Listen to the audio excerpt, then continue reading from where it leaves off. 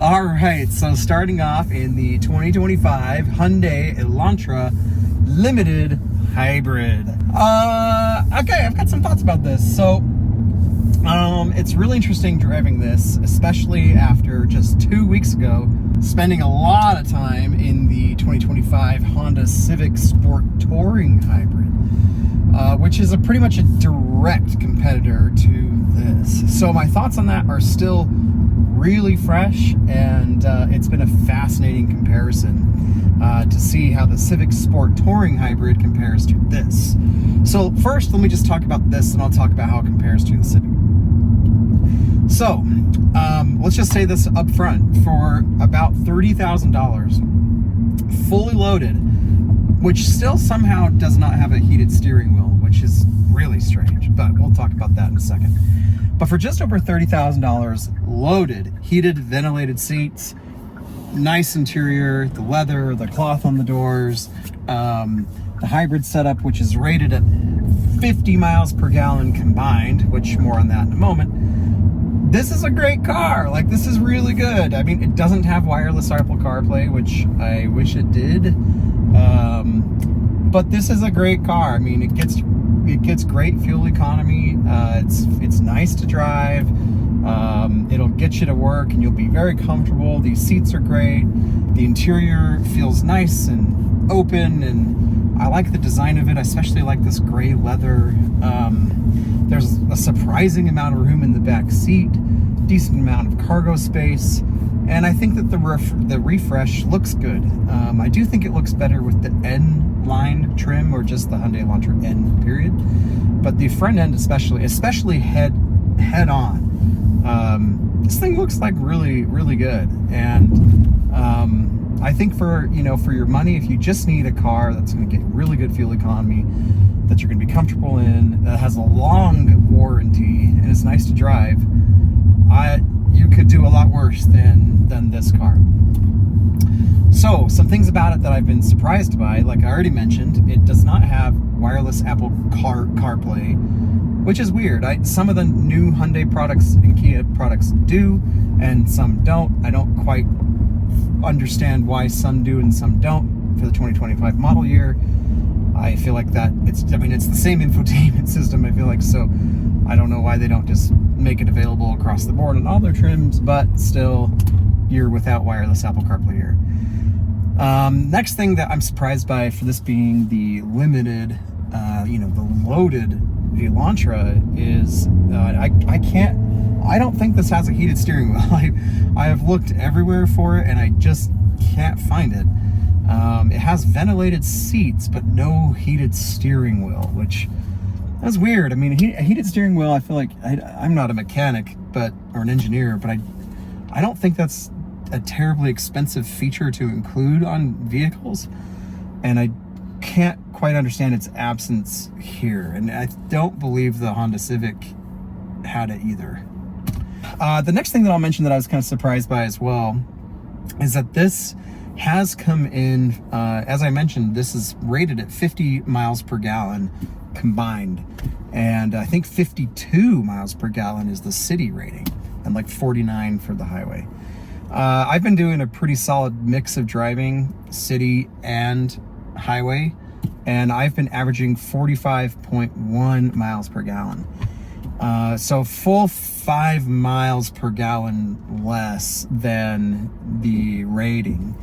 And I do, live in a fairly hilly area here in Utah, and we are at a little bit of elevation. But even still, I feel like 5 miles per gallon less than its expected rating is fairly significant, and it's got to be more of the area that I live in than anything. Maybe, but I have noticed this trend across a lot of cars that I've tested that have consistently come in about 5 miles per gallon lower than what the rating was saying I should expect. So kind of interesting. 45.1 miles per gallon is still really good, but it's not going to get you into like the near Prius levels of efficiency. And for that, I will say too,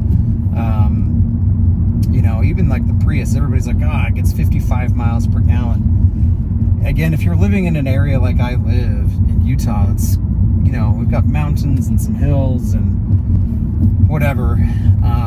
I never got 55 miles per gallon testing the Prius either. So just know it's going to be, you're not going to probably get, I mean, if you're like, you know, in the Midwest where it's flat and you're not using air conditioning and you're not going more than 60 miles an hour, 65, then you probably can. But again, 45 miles per gallon, that's still a great number. It's just not quite what was advertised or what I expected, especially given like the power output.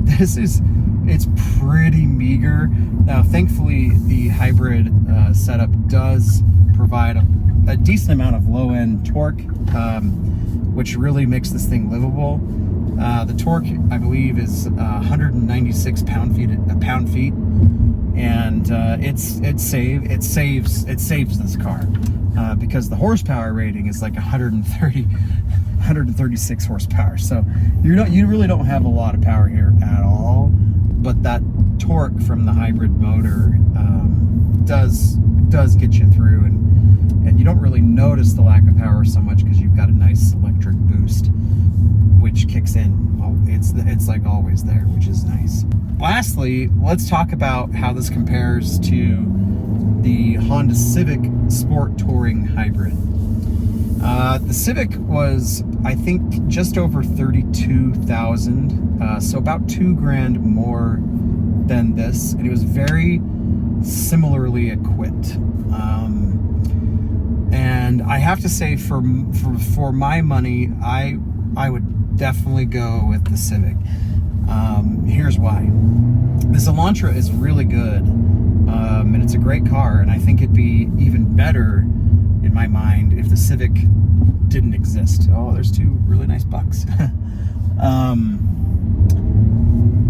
That Civic, Honda just pulled some magic with that thing. It is exceptionally good to drive.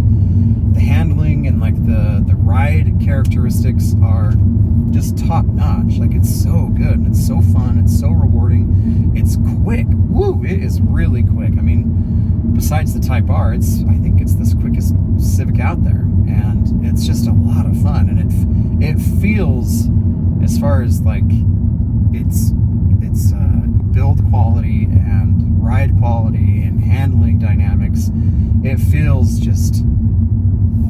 just feels like 10 times the car that this is. This is still a great car, and I think it'd be, again, even better if that car didn't exist, but it does.